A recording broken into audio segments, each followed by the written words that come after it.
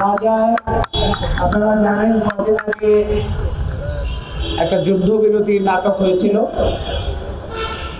সেই নাটক হওয়া সত্ত্বেও সবাই এটা ভেবে স্বস্তির পাওয়ার চেষ্টা করছিলেন যে হয়তো এই বর্বরতা নৃশংসতার একটা সমাধানের দিকে যাচ্ছে।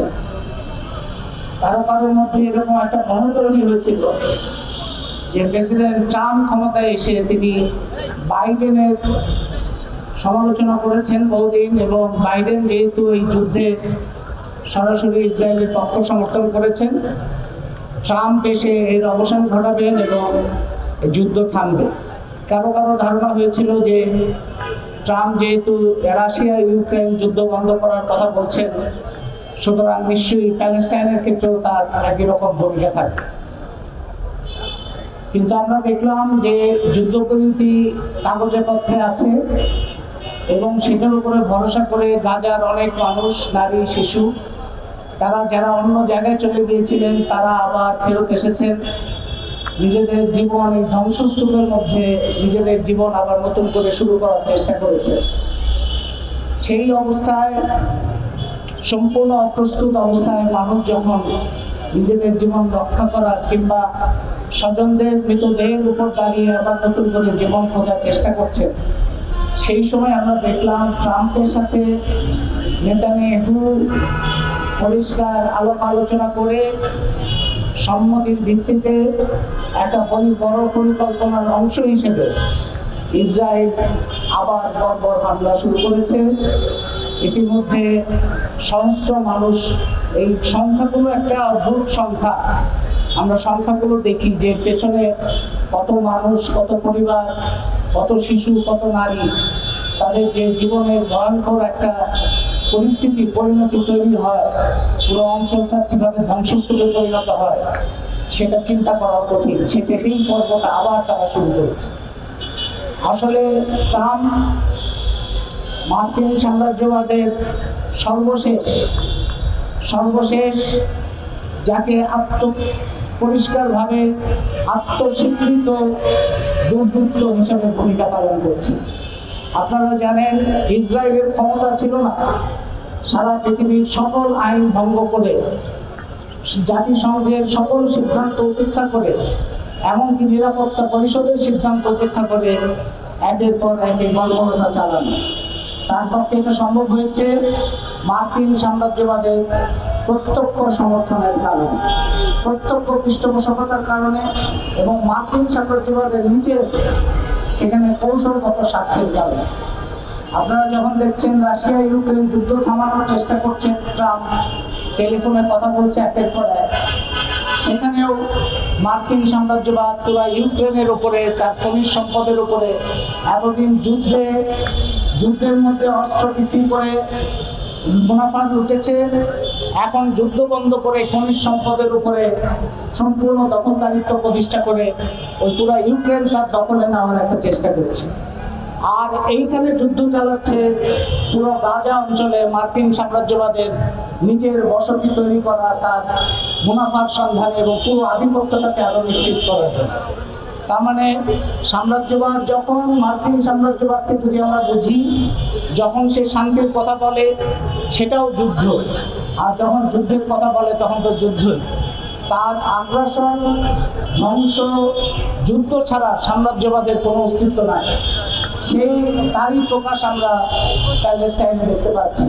প্যালেস্টাইনের মানুষ লড়াই করছেন এবং সেই লড়াইয়ের সাথে সংহতি জানাচ্ছেন সারা বিশ্বের মানুষ।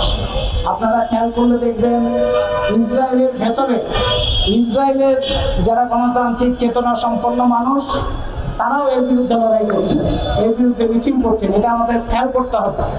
আমরা দেখছি নিউ ইয়র্কে, আপনারা কয়েকদিন আগে দেখেছেন যে একজন ছাত্রকে, কলম্বিয়া বিশ্ববিদ্যালয়ের প্রাক্তন ছাত্র, প্যালেস্টাইনের পক্ষে কাজ করেছেন বলে তাকে দেশ থেকে বের করে দেওয়ার জন্য ট্রাম্প চেষ্টা করছে।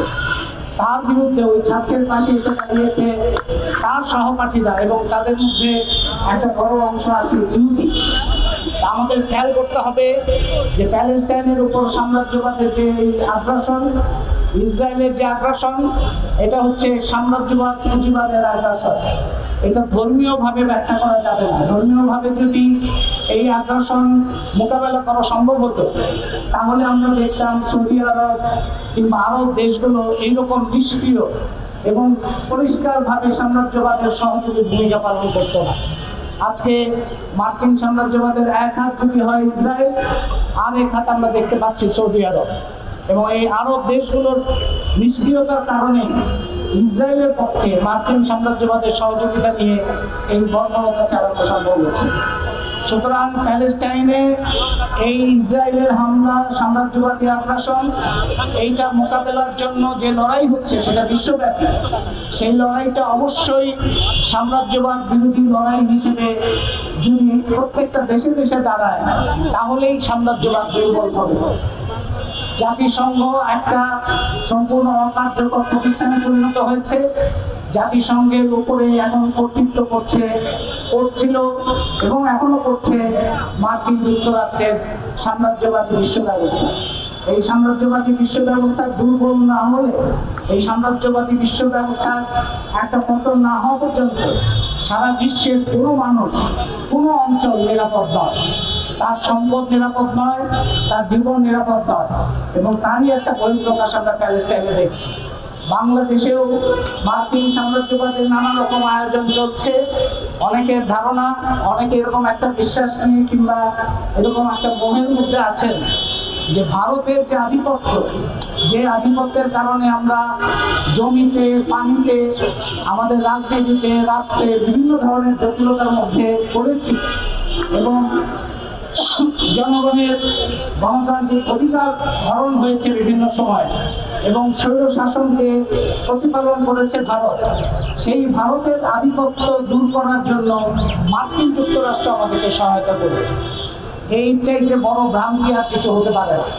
যুক্তরাষ্ট্র, মার্কিন সাম্রাজ্যবাদ কখনো বাংলাদেশের মানুষকে ভারতের আধিপত্য থেকে মুক্ত করার কোনো দায় তার নাই। তার দায় যেটা, সেটা হচ্ছে ভারতের আধিপত্যের সাথে, আধিপত্যবাদের সাথে, ভারতের স্বার্থের সাথে সংগতিপূর্ণভাবে, সম্মিলিতভাবে নিজের স্বার্থ এবং এজেন্ডা বাস্তবায়ন করা।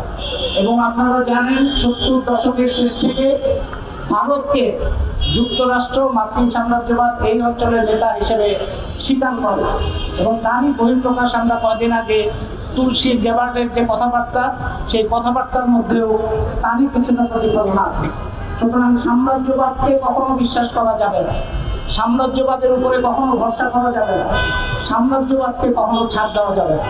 এবং এই অন্তর্বর্তী সরকার যারা গণ-অভ্যুত্থানের উপর দাঁড়িয়েছে, তাদের কাছে আমাদের পরিষ্কার বক্তব্য হবে, যদি বাংলাদেশে গণতান্ত্রিক রূপান্তর করতে হয়, তাহলে ভারতের আধিপত্যবাদের বিরুদ্ধে লড়াই, মার্কিন সাম্রাজ্যবাদের বিরুদ্ধে লড়াইয়ের সাথে একসাথে যুগপৎ এবং তার সঙ্গে সংগতিপূর্ণভাবে অগ্রসর করতে হবে। এবং মার্কিন সাম্রাজ্যবাদের বিভিন্ন দেশে, সেটা ইউক্রেন হোক, আফ্রিকা হোক, ল্যাটিন আমেরিকা হোক, মধ্যপ্রাচ্য হোক, যেখানেই তারা আগ্রাসন চালাবে, তার বিরুদ্ধে বাংলাদেশের মানুষকে, আমাদেরকে, আমাদের নিজেদের স্বার্থে তার বিরুদ্ধে দাঁড়াতে হবে। কারণ আমরা যদি না দাঁড়াই, আমাদের দেশকে যদি সাম্রাজ্যবাদের বিরুদ্ধে জনগণের শক্তিকে না সংগঠিত করি, তাহলে বাংলাদেশেও প্যালেস্টাইনের মতো বড় ধরনের বিপদের মধ্যে আমরা পড়তে পারি। সেই জন্য সাম্রাজ্যবাদের বিরুদ্ধে লড়াই, প্যালেস্টাইনের মানুষের পাশে দাঁড়ানো, এটা তাদের শুধুমাত্র ফিলিস্তিনি মানুষের জন্য না, আমাদের নিজেদের জন্য, আমাদের নিজেদের স্বার্থে, আমাদের নিজেদের প্রয়োজনে এবং পুরো বিশ্বের প্রয়োজনে আমাদের সেই মোকাবেলা করতে হবে এবং দাঁড়াতে হবে। পৃথিবীর সবচাইতে বড় সন্ত্রাসী রাষ্ট্র, এটা আমাদের সবসময় মনে রাখতে হবে, পৃথিবীর সবচাইতে বড় সন্ত্রাসী হচ্ছে মার্কিন যুক্তরাষ্ট্র, মার্কিন সাম্রাজ্যবাদ। এবং তারাই বিভিন্ন দেশে ইসলামপন্থী, ধর্মপন্থী এবং বিভিন্ন ধরনের শক্তিকে প্রতিপালন করে তাদের নিজেদের স্বার্থে। সুতরাং তাকে চিনতে আমরা যেন কোনোভাবে ভুল না করি।